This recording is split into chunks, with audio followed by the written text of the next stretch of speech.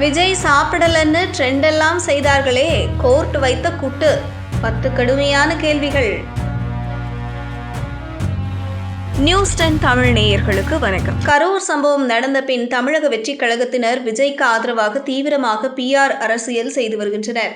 விஜயின் பெயரை கெடுக்கக்கூடாது, அதை காப்பாற்ற வேண்டும் என்பதை முன்னிறுத்தி பல போஸ்டுகளை இன்ஃப்ளூயன்சர்கள், கோலிவுட் விமர்சகர்கள் போட்டு வருகின்றனர். விஜய் ரசிகர்கள், மன்ற தலைவர்கள் பலரும் கூட இதுபோல் இது அரசின் சதி என்று பொய்யான தகவல்களை பரப்பினார்கள்.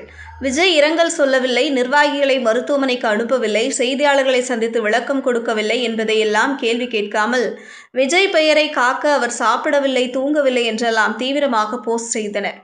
ஆனால் இன்று சென்னை உயர்நீதிமன்ற மதுரை பெஞ்சில் நடந்த விசாரணையில் கோர்ட் கடுமையான உத்தரவுகளை விஜய்க்கு எதிராகவும் தமிழக வெற்றிக் கழகம் கட்சிக்கு எதிராகவும் உத்தரவிட்டுள்ளது.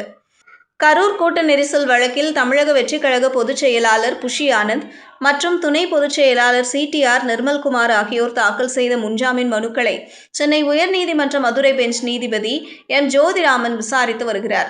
கரூர் நிகழ்ச்சிக்கு தலைமை தாங்கியவருக்கு தலைமை பண்பே இல்லை, விஜய்க்கு தலைமை பண்பு இல்லை.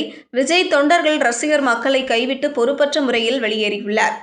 அதேபோல் விஜய் பிரச்சார ஏற்பாட்டாளர்கள் மீது கருணை காட்டாதீர்கள், வழக்கு பதிவு செய்க, நீதிமன்றம் வேடிக்கை பார்க்காது என்று நீதிபதிகள் உத்தரவிட்டனர். தமிழக அரசு ஆதவ் அர்ஜுனா டெலீட் செய்யப்பட்ட போஸ்டை காட்டிய நிலையில் நீதிபதிகள் உத்தரவு பிறப்பித்துள்ளனர்.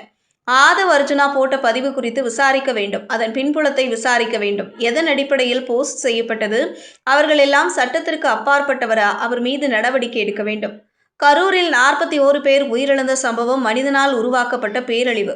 சட்டத்திற்கு முன் அனைவரும் சமம். எனவே இந்த சம்பவத்தில் அரசு அமைதியாக இருக்கக்கூடாது. சட்டப்பூர்வமாக அவர்கள் மீது ஆக்ஷன் எடுங்கள். ஏன் கருணை காட்டுகிறீர்கள்?